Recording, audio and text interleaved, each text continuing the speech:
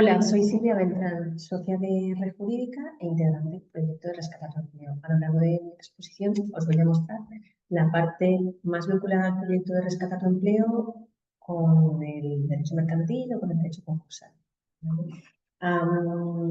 Para ello vamos a abordar diferentes temáticas. Por un lado vamos a hablar de las figuras que nosotros y nosotras queremos comentar, que son las figuras vinculadas con la economía social y solidaria, la distinción entre qué es adquirir una empresa en su conjunto que está en situación de insolvencia o qué es adquirir la parte de la unidad productiva, cómo podemos no arrastrar esas deudas antiguas, cuáles son las necesidades que hay con respecto al dinero, personas, aliados y cumplimiento, cuál es el cumplimiento crítico desde el punto de vista legal, pues es 6 áreas que son determinantes.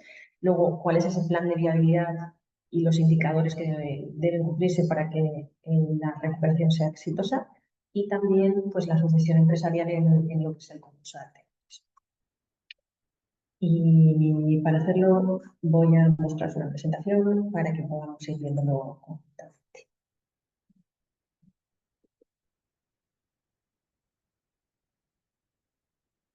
Bien, pues en primer lugar mencionar un poco las figuras jurídicas que desde nuestro punto de vista son las interesantes para poder eh, hacer esa transformación de una cosa que está en situación de insolvencia a una empresa de la economía social y solidaria, que serían las cooperativas o las sociedades limitadas laborales.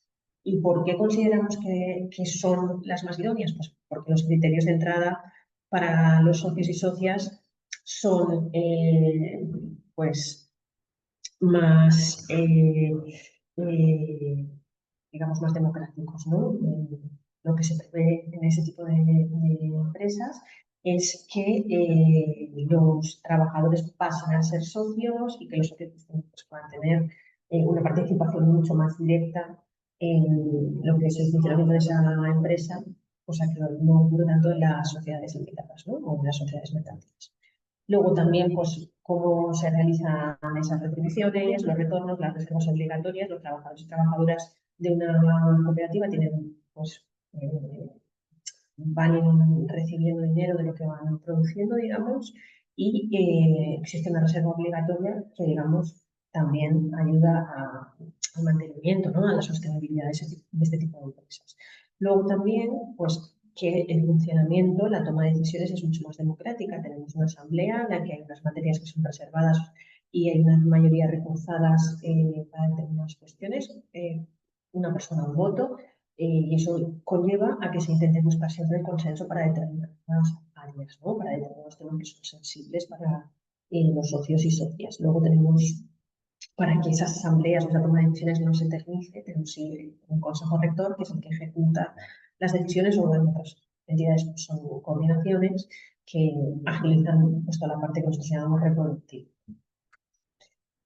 Y bueno, pues por lo general lo que son las tomas de decisiones son compartidas, ¿no? Y sí que hay unas asambleas donde hay pues una rendición mensual de todo lo que ha ocurrido, las decisiones que se han tomado, cómo va la cuestión financiera, la parte administrativa, de todas las cosas, ¿no?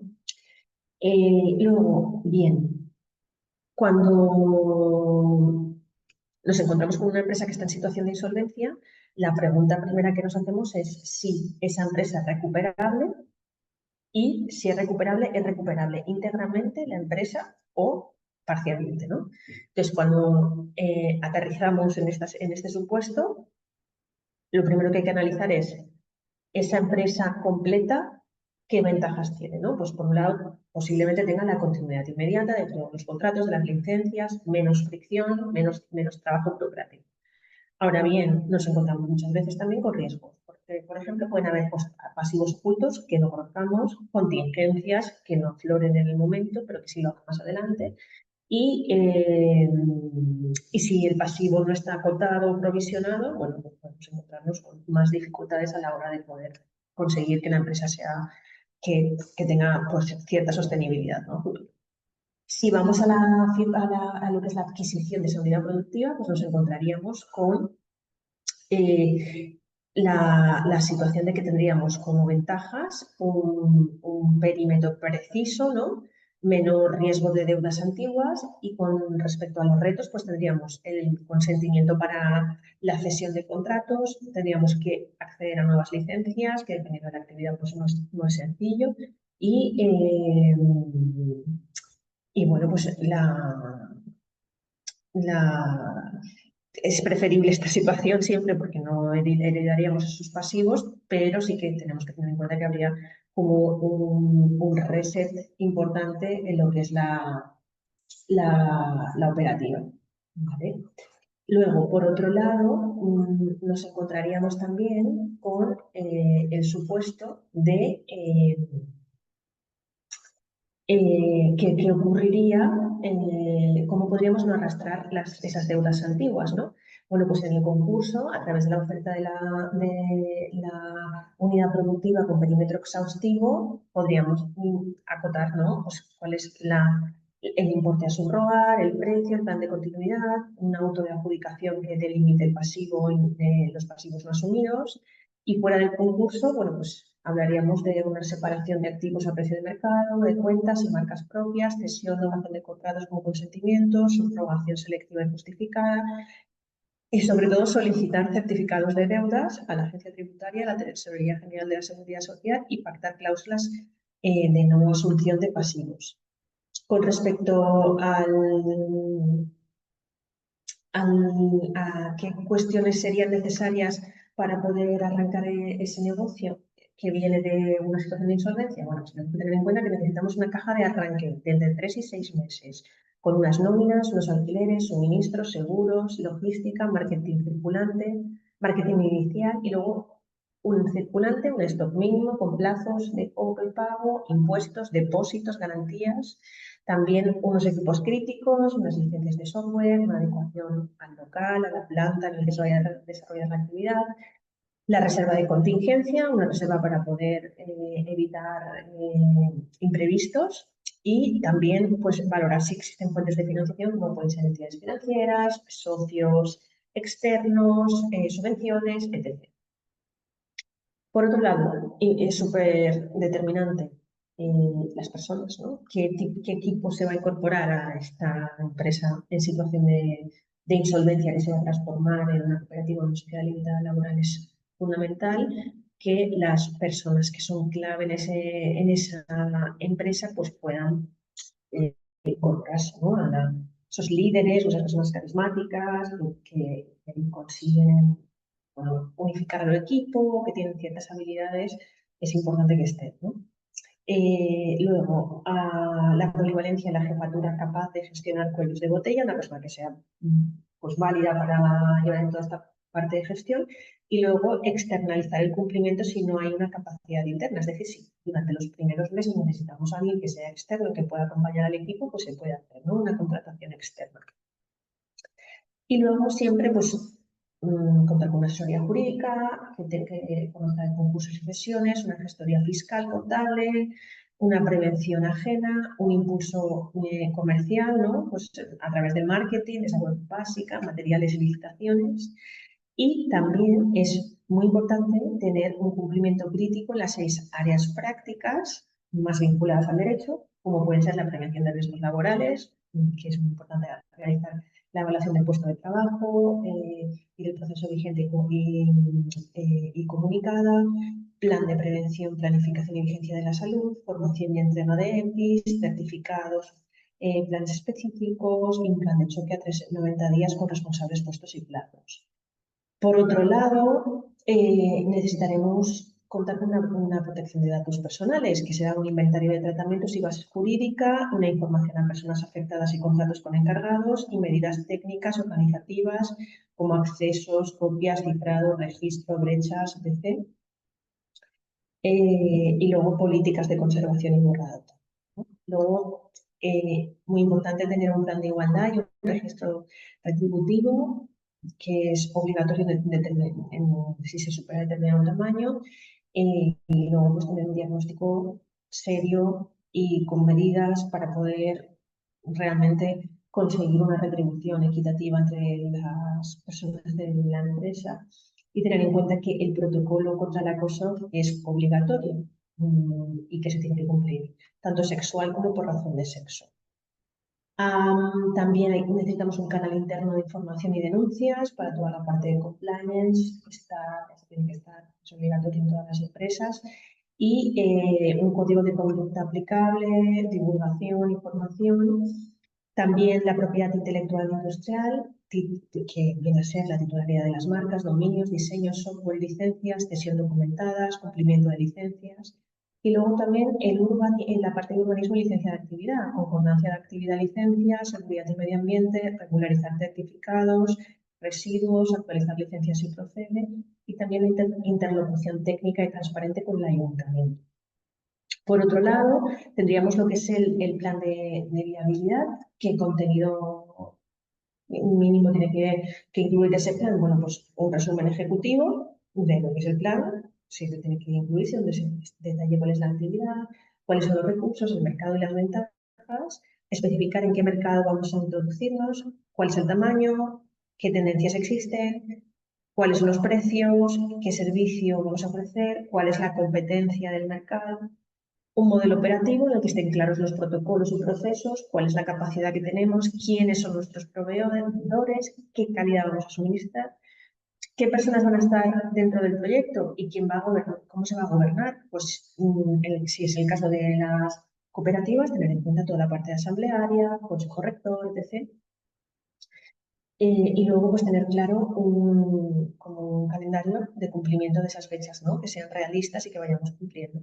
Eh, Luego, con respecto a las finanzas, pues necesitaremos un presupuesto de pérdidas y ganancias mensual,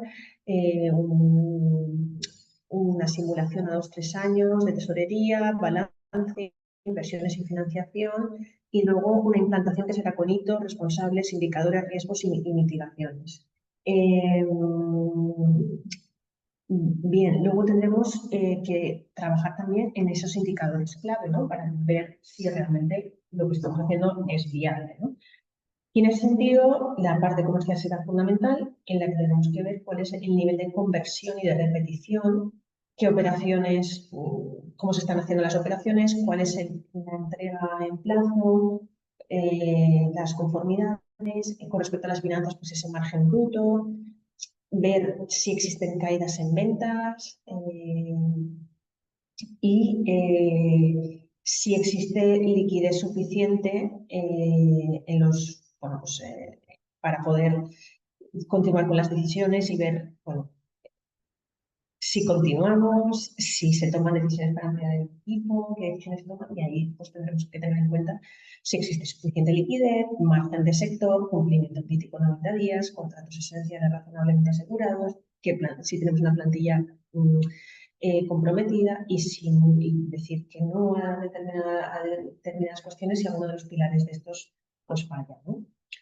Y luego pues tendremos la duda de qué hacemos. ¿Sucesión empresarial mercantil en el concurso? Sí o no, ¿no? Entonces, se articularía dentro del concurso de acreedores y tendríamos que ver, cuando estamos haciendo un análisis de esa empresa, con respecto a la declaración del concurso, habrá que ver qué tipo de insolvencia tenemos, ¿no? Si tenemos una insolvencia inminente actual, si existe esa voluntad de reestructurar y continuar, si existe un plan de viabilidad disponible, si tenemos una reordenación de deudas viable con activos suficientes y también, pues bueno, tener muy en cuenta la ley concursal con su reforma del 16 del 22 que habla pues, también de la posibilidad de que se debe impulsar la reestructuración y de la posibilidad de que los trabajadores y trabajadoras puedan adquirir la unidad productiva en determinados supuestos que veremos a continuación. Bien, con respecto a la continuidad de la empresa, pues bueno, dentro de la ley concursa se valoran diferentes supuestos. Uno de ellos es la refinanciación, ¿no? Con plazos, quitas, innovaciones, la venta de activos no estratégicos, transferencias de la unidad productiva a operador que continúe con la actividad y el empleo, la transmisión de la unidad productiva En ocasiones puede llevar la subrogación del personal, eso es algo de tener en cuenta. Y respecto a los derechos adquiridos, pues bueno, se tiene que tener en cuenta la antigüedad, el salario y las condiciones pactadas, ¿no? Con respecto a los contratos mercantiles, la modificación, rescisión o innovación por la administración concursal se debe atender a lo que es el interés del concurso y posible sucesión o modificación de contratos para asegurar la continuidad. Con respecto a la venta de la unidad productiva, pues tendríamos una venta directa o una venta en subasta, conforme al plan de liquidación. Con respecto a la preservación del empleo, eh, pues sería la condición más habitual o que más se intentaría promover, ¿no? Y también el compromiso de inversión y financiación del adquirente, la persona que se queda en esa unidad productiva, pues lo que se intenta es que pueda hacer arrancar la empresa, que pueda tener una continuidad, no se quede en esa situación, ¿no? Luego, con respecto a la pregunta de si conviene entrar en concurso para recuperar la empresa, bueno, pues habrá que ver diferentes supuestos, ¿no? O diferentes cuestiones. Uno, ¿cuál es la insolvencia? ¿De dónde viene? Si se puede, cómo se puede,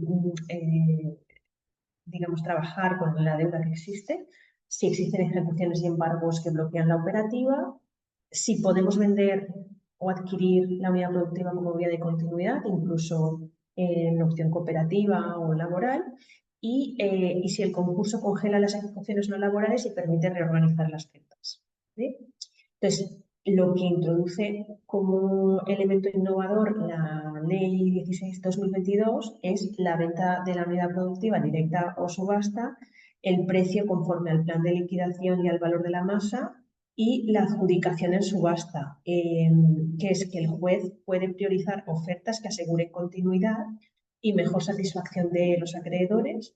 Y por otro lado, que los trabajadores y trabajadoras tienen prioridad si es igual o superior y favorece la continuidad el interés del concurso, es decir, tienen prioridad a la hora de adjudicarse la unidad productiva, pero tiene que, es a precio, digamos, de mercado. Ese es un poco el hándicap, que no hay un descuento, no hay una rebaja. Sí que tenemos que tener en cuenta que a la hora de valorar estas cuestiones existe lo que se llama la intervención judicial, es decir, la cierta discrecionalidad por parte del juez o la jueza y que es quien supervisa el precio, quien supervisa si va a haber una continuidad y se va a proteger el empleo, y quien puede desestimar ofertas que no garanticen el interés suficiente. Y en ese sentido, para poder adquirir la unidad productiva, es fundamental que se haga un buen plan de viabilidad para poder continuar y poder transformar esa empresa que está en situación de insolvencia en cooperativa sociedad limitada laboral y de alguna manera mantener los puestos de trabajo de los trabajadores y trabajadoras que estén dentro de esa empresa y que pasarían en esta casuística a ser socios y socias o bien de la unidad productiva o bien de la empresa en su conjunto. Nada, espero que esta formación, esta píldora, os haya resultado de gran utilidad y cualquier cuestión que necesitéis, aquí está.